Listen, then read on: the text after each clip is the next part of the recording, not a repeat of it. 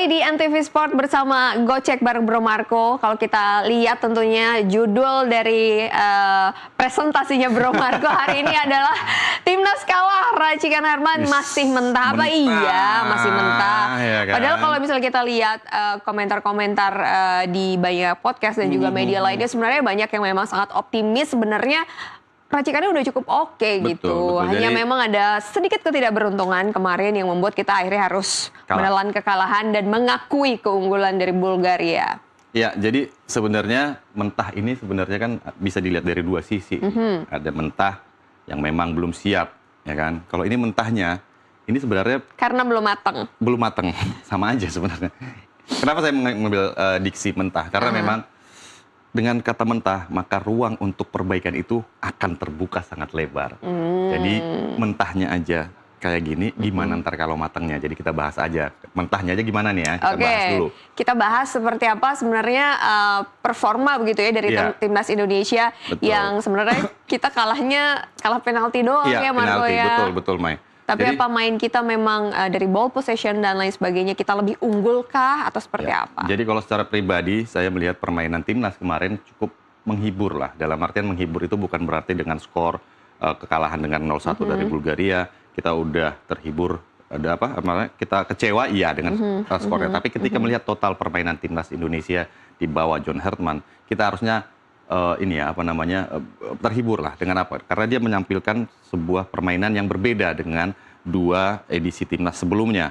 Ada skema-skema bermain yang memang berbeda ditampilkan oleh John Herman kemarin. Kalau kita lihat melawan St. Kitts and Nevis, kita kalau statistik sih sebenarnya kita unggul ya. Maksudnya dalam dua pertandingan ini kita menang banyak lah boleh dikatakan. Kalau dilawan St. Kitts and Nevis kita 70%, penguasaan bola 30% St. Kitts and Nevis, lalu total tembakan 16. Artinya di sini kita sangat dominan lah, mendominasi.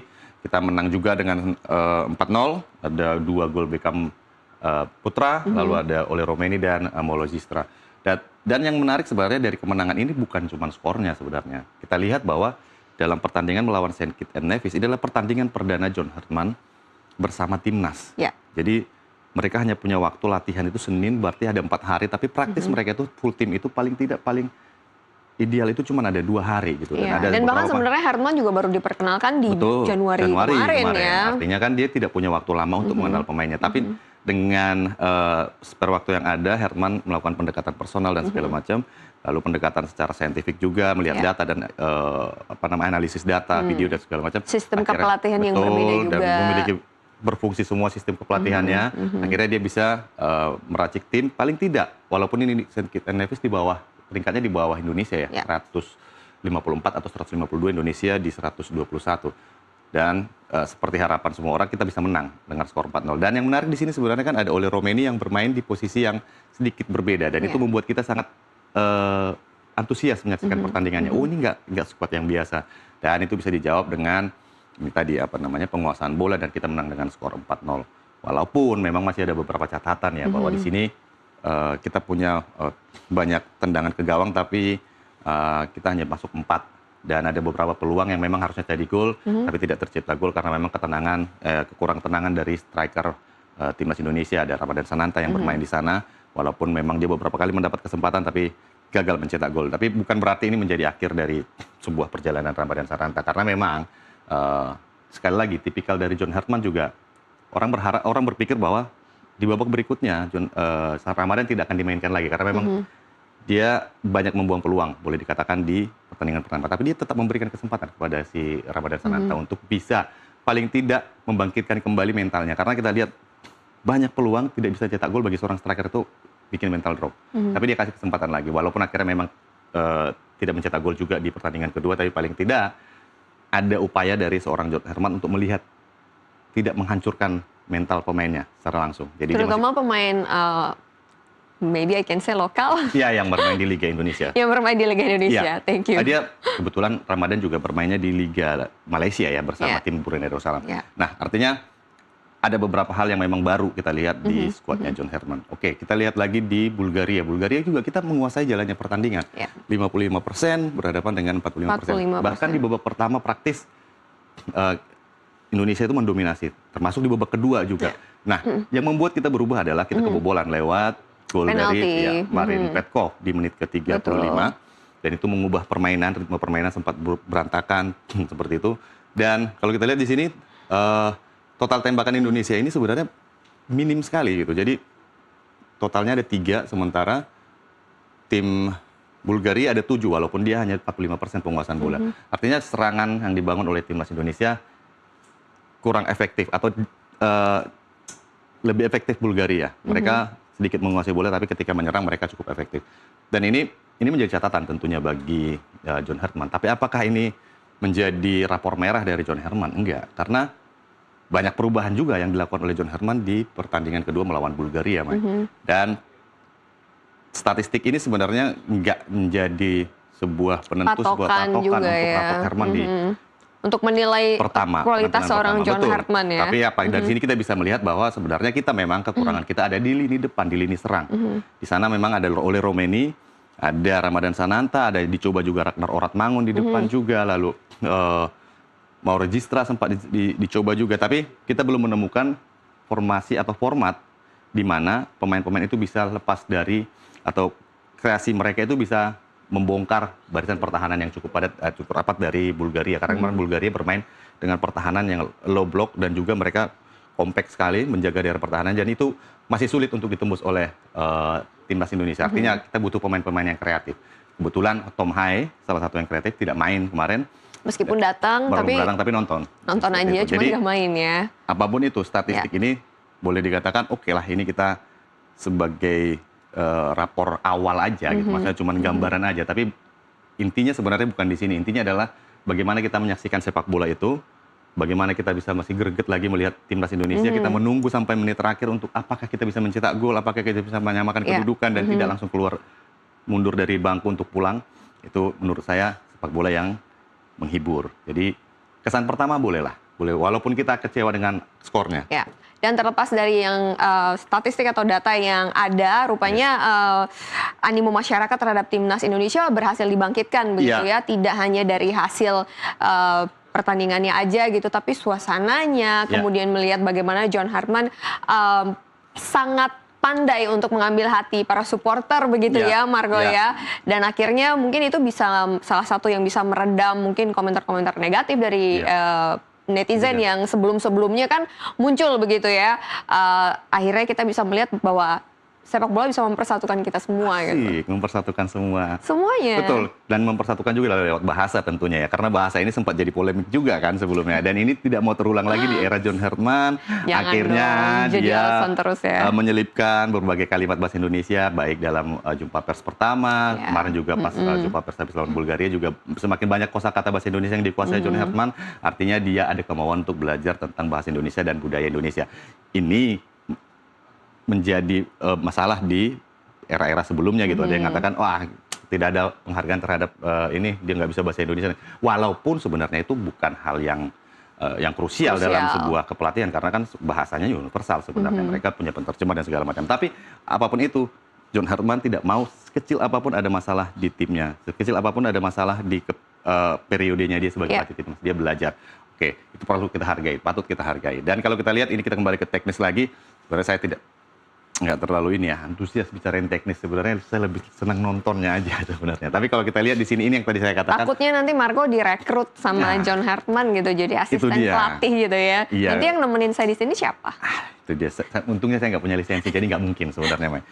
Oke, kalau kita lihat ini adalah pertandingan melawan Saint Kitts and Nevis. Jadi ini tadi yang saya katakan, ada beberapa perubahan yang memang dilakukan oleh John Herdman ya. Kalau kita lihat di trio lini belakang di sini hanya 2 nama yang tetap ada Ijes dan Rizky Ridho ya. Nah, satu nama lagi Hapner dan Elkan Bagot dipasang bergantian. Jadi artinya Elkan Bagot jadi starter saat melawan Saint Kitts and Nevis, walaupun dia akhirnya bermain juga di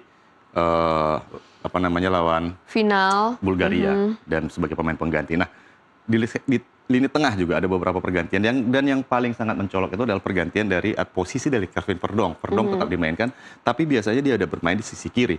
Dan dia sekarang lebih didorong main ke tengah. Di sini dia bermain dengan Jordi Amat dan di sini dia bermain dengan Pelupesi di posisi starter. Dan saat di Bulgaria, Aurel Romeni kembali lagi ke posisinya lebih ke depan sebagai seorang nomor 9 ya. Nah, kalau di sini Aurel Romeni masuk agak ke tengah sebagai pemain nomor 10. Jadi banyak hal yang baru yang kita lihat, ini ternyata Wolves ini bekerja dengan baik. Penempatan Calvin Verdong di posisi tengah, itu membuat lini tengah semakin kuat dan tanpa kehadiran Tom Hai. Dan Verdong bisa memainkan itu dengan baik gitu loh. Dia bermain, walaupun memang posisi aslinya adalah di kiri, tapi paling tidak ketika dia dimainkan di tengah, di sektor gelandang, dia juga bermain dengan optimal, dengan sepenuh hati. Artinya apa? Kita memiliki pemain yang multi posisi, jadi itu sangat baik dalam sepak bola modern. Begitu juga dengan Ole Romeni. Ole Romeni ketika dijadikan sebagai pemain nomor 10 juga dia bermain dengan cukup baik. Bisa membagi bola, bisa membuka ruang, dan memberikan umpan 2 assist kepada Beckham Putra yang cukup baik dengan terupasnya yang terukur dan presisi. Dan itu menjadi harapan kita gitu loh, harapan ke depan. Tapi apakah ini udah ideal? Tentu enggak, karena kita bermain dengan 4-4-3, harusnya kita berharap banyak pergerakan dari sisi flank, di mana banyak crossing yang harus dilakukan dari kedua sisi ini, dan ini belum kita dapatkan gitu loh. Kemarin crossing yang dilakukan oleh sayap pemain timnas Indonesia itu masih banyak yang mentah, tidak belum banyak presisi, belum presisi dan gampang dibaca lawan. Dan satu lagi dari skuad John Herman ini kita melihat ada Doni Tri Pamungkas. Ini menarik sekali. Pemain pemain muda yang dipanggil untuk bermain di timnas senior dan bisa bermain cukup baik dan menjadi pilihan. Ketika diberikan kesempatan, dia memanfaatkan dengan baik ya Marco. Betul. Jadi ada kesempatan yang diberikan kepada pemain-pemain yang baru dan itu menjadi amunisi baru bagi timnas ke depannya. Dan satu catatan lagi mungkin Herman lebih mungkin ya ke depan dia akan harus lebih teliti atau lebih mencermati lagi posisi pemain-pemain Indonesia yang ada di Liga Super atau Liga lokal kita, Liga domestik. Karena kalau kita lihat sebenarnya tidak banyak kesempatan yang diberikan kepada pemain-pemain udah Liga domestik. Hanya ada 2 nama sebenarnya kan yang biasanya main adalah Beckham Putra dan juga Rizky Ridho. Nah sisanya sebenarnya pemain abroad semua. Dan ada catatan lain bahwa di mana John Herman juga masih membutuhkan tambahan pemain naturalisasi untuk bisa mewujudkan mimpi untuk tampil di Piala Dunia. Karena dia mengatakan bahwa kita butuh pemain-pemain internasional untuk bisa lolos ke Piala Dunia 2030. Artinya ini ya sebuah yang legal gitu. Maksudnya ini bukan hal yang tabu gitu. Tapi dalam artian ya belum ada aja kita melihat imbasnya kepada liga domestik kita. Karena rata-rata masih mengandalkan pemain-pemain dari abroad. Tapi ya oke lah, ini untuk timnas apapun bisa dilakukan sejauh itu tidak memalsukan dokumen seperti Malaysia ya kemarin ya. Jadi nggak apa-apa. Nah jadi sejauh ini sebenarnya makanya kesan pertama dari John Herman saya pikir cukup menjanjikan. Dan kalau kita lihat apakah John Herman selesai sampai di sini, tentu masih. Kenapa saya bilang mentah, Mai? Karena masih ada tantangan berikutnya. Masih ada banyak sebenarnya tugas utamanya yang memang di depan mata. Jadi ketika materinya mentah, maka ruang untuk perbaikan itu akan terbuka sangat lebar. Ya, dan kita pastinya berharap, ada kesempatan juga, ada kompetisinya begitu ya Marco ya. Betul. Kesempatan mereka untuk mematangkan skuad ini dan juga racikan seorang Herman. Jadi kita berharap kita bisa berhasil di Piala AFF 2026, di mana kita sebagai spesialis finalis. Lalu ini yang masih dirancang oleh FIFA, kita bisa tampil dengan baik. Lalu kita juga membaik lagi di FIFA Matchday. Dan tentu di Piala Asia 2027 kita bisa paling tidak melewati perolehan periode sebelumnya di mana kita lolos ke babak 16 besar. Lalu nanti tentu saja muaranya adalah 2030. Jadi racikan Herman masih mentah. Timnas kalah karena timnas kalah lawan Bulgaria. Artinya itu bukan dari sisi pesimis ya. Kita justru membeli ruang yang cukup luas kepada timnas untuk lebih berkembang lagi. Jadi mentahnya aja kayak gitu kan, gimana matangnya kan gitu. Masih ada waktu. Masih banyak waktu untuk mempersiapkan, mematangkan ini semua ya Marco ya. Oke, anyway, terima kasih Marco untuk gocekannya hari ini. Sangat memberikan pencerahan. Buat yang kecewa, buat yang nggak kecewa ya udah nggak apa-apa. Move on aja gitu ya. Move on aja. Kita kasih harapan dulu lah. Kasih harapan dulu ya. Oke, kalau gitu kita masih punya informasi menarik lainnya. Tetap bersama kami di NTV Sport. Thank you. Terima kasih, Mei.